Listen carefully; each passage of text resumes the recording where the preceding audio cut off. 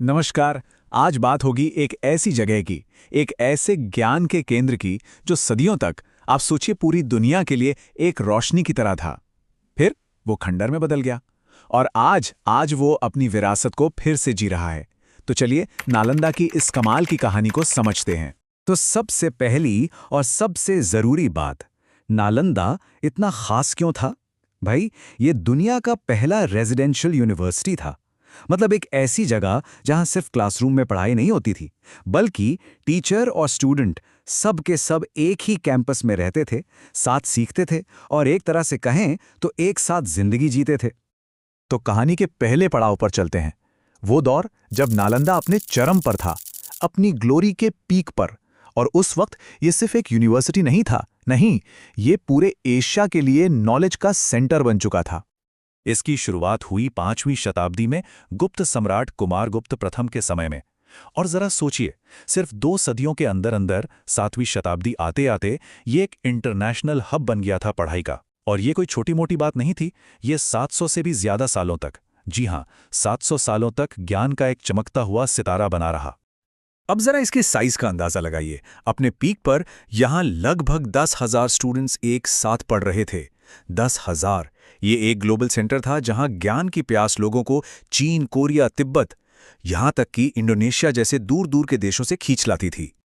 और हाँ, इन 10,000 स्टूडेंट्स को पढ़ाने के लिए लगभग 2,000 टीचर थे। ये जो स्टूडेंट टीचर रेशियो है ना, वो आज की बड़ी बड़ी टॉप यूनिवर्सिटीज़ के लिए भी एक मिसाल है। इससे पता चलता है कि वहाँ पर्सनल अटेंशन और पढ़ाई की क्वालिटी पर कितना ज़्यादा फोकस था। और देखिए, एक बात और समझना बहुत जरूरी है। कई लोग सोचते हैं कि नालंदा सिर्फ एक बौद्ध मठ था, पर ऐसा बिल्कुल नहीं था। यहाँ का सिलेबस बहुत बड़ा था। लॉजिक, ग्रामर, मेडिसिन से लेकर फिलॉसफी, साइंस और ना जाने कितनी ही भाषाएं पढ़ाई जाती थी। ये सही मायने में नॉलेज का एक पूरा यूनिवर्स था। और शायद इसीलिए नालंदा को ज्ञान का भंडार कहा जाता था। ये पूरे एशिया के लिए कल्चरल और एजुकेशनल कॉरिडोर की तरह था, जहां से ज्ञान की रोशनी हर तरफ फैल रही थी। लेकिन हर कहानी में एक मोड़ आता है, और अब हम इस कहानी के दूसरे और शायद सबसे दुखद हिस्से की तरफ बढ़ रहे हैं।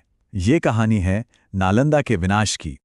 तो जो कहानी हम ज्यादातर सुनते आए हैं, उसके मुताबिक नालंदा के पतन की वजह साल 1193 में हुआ एक हमला है। यह हमला किया था तुर्क अफगान मिलिट्री जनरल मोहम्मद बख्तियार खिलजी ने, और बहुत लंबे समय से इसी एक घटना को इसकी तबाही का सबसे बड़ा कारण माना जाता रहा है। कहते हैं कि ये हमला कई स्टेप्स में हुआ। सबसे पहले यूनिवर्सिटी के इतने बड़े कैंपस को, उसके मठों को, इमारतों को लूटा गया। फिर जो उसकी सबसे बड़ी शान थी, 9 मंजिला लाइब्रेरी जिसका नाम धर्मगंज था, उसे आग के हवाले कर दिया गया। और आखिर में वहां के विद्वानों और भिक्षुओं को या तो मार डाला गया या फिर उन्हें जान बचाकर भागना पड़ा। अब उस आग में कितना ज्ञान जलकर राख हो गया, इसका ठीक ठीक अंदाजा लगाना तो बहुत मुश्किल है। कुछ हिस्टोरिकल अकाउंट्स में कहा जाता है कि उस लाइब्रेरी में करीब 90 लाख हाथ से लिखी पांडुलिपियां थीं। अब ये नंबर कितना सही है, इस पर बहस हो सकती है, लेकिन ये हमें उस नुकसान की भयावहता का एक अंदाजा जरूर देता है। इस तबाही का आलम क्या था, इसका अंदाजा सिर्फ एक बात से लगा सकते हैं, जो कई जगहों पर मिलती है। कहते हैं कि लाइब्रेरी में लगी आग 3 महीने तक जलती रही। 3 महीने! सदियों से जमा किया गया ज्ञान बस धुएं में मिल गया। लेकिन क्या कहानी इतनी ही सीधी सादी है? चलिए अब जरा ये देखते हैं कि आज के स्कॉलर्स और हिस्टोरियंस इस घटना को किस नज़र से देखते हैं, क्योंकि यहां आकर सच और कहानियों के बीच की लकीर थोड़ी धुंधली हो जाती है। तो देखिए, यहां 2 बातें सामने आती हैं। एक तरफ तो है वो पारंपरिक कहानी जो मानती है कि खिलजी का हमला ही तबाही की अकेली वजह थी और इसका मकसद धार्मिक था। वहीं दूसरी तरफ आज का हिस्टोरिकल एनालिसिस है। यह मानता है कि हाँ, तबाही तो हुई थी, खुदाई में राख की परतें मिली हैं जो इसका सबूत हैं, लेकिन इसके पीछे की वजहें राजनीतिक या सिर्फ लूटपाट भी हो सकती हैं। और साथ ही 90 लाख पांडुलिपियों जैसी बातों को थोड़ा बढ़ा चढ़ाकर बताया गया माना जाता है। तो फिर सच क्या माना जाए? यही सवाल हमें याद दिलाता है कि हिस्ट्री जो है ना, वो अक्सर फैक्ट्स और उनको समझने के तरीकों का एक मिक्सचर होती है।